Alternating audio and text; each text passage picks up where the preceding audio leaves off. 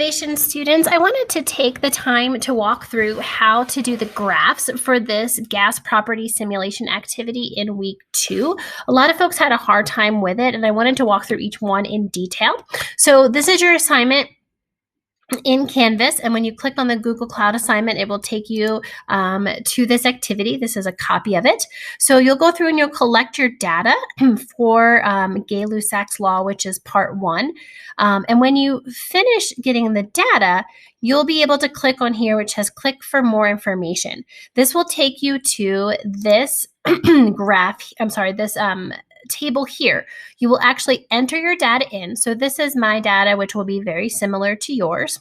And if you follow these directions, it will walk you through exactly how to do it. But I'm going to show you where it is. So number 1, I'm going to fill in my data for temperature and pressure. Make sure you're using the right data.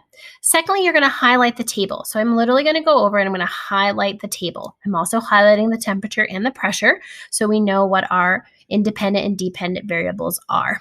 Okay. Next, I'm going to choose the chart and then the scatter chart. So I can find this through the insert button. Okay. So insert, I'm going to go to chart. Okay.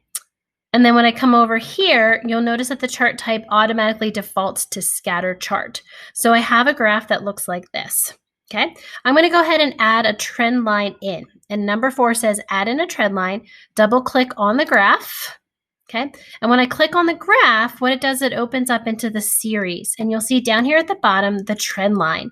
So I'm going to click on trend line. And trend line is just the line, the closest line that matches the data points I have. It's not going to be perfect, but it's going to give me a sense of what's the general trend in this relationship between pressure and temperature. Okay, your graph should already have a title and it should already have pressure and temperature correctly on your axes. So at this point, all I would do is just click on this, hit Control-C to copy and paste it into my assignment. Okay, if I go back to my assignment for part 2, it's looking at Boyle's law. And so I'm asking to look at the pressures and the volumes. Again, we're calling these volumes 3, 2, and 1. I click on this to go to more information, which is going to be this one right here. So this is graph number 2, Boyle's law. Again, notice that the volume is 3, 2, and 1. I had a lot of students put temperature instead in there. So I'm looking at my volume, 3, 2, and 1, and then the pressures that you monitored.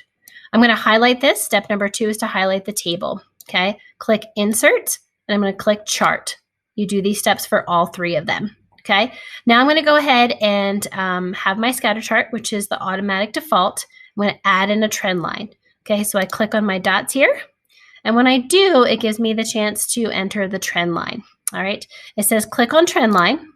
And then when I do, it automatically defaults to linear. But what I want to do here is do an exponential. Okay, and when I see that, it's going to bend that curve, that backwards J.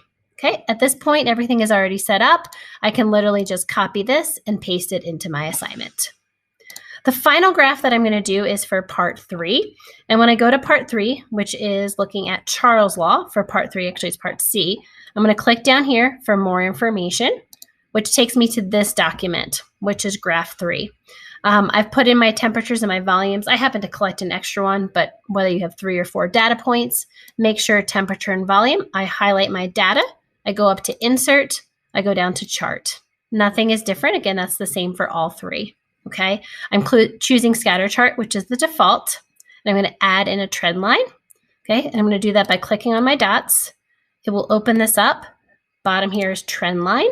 And when I do that, I'm going to go ahead and leave the option as linear, which is the default. Okay, at this point, I'm done. I can literally click on my graph, copy, and paste it into my assignment. I hope this helps to identify the steps to accurately create those graphs. You are welcome to turn them back in for additional points if you did not get those points the first time around.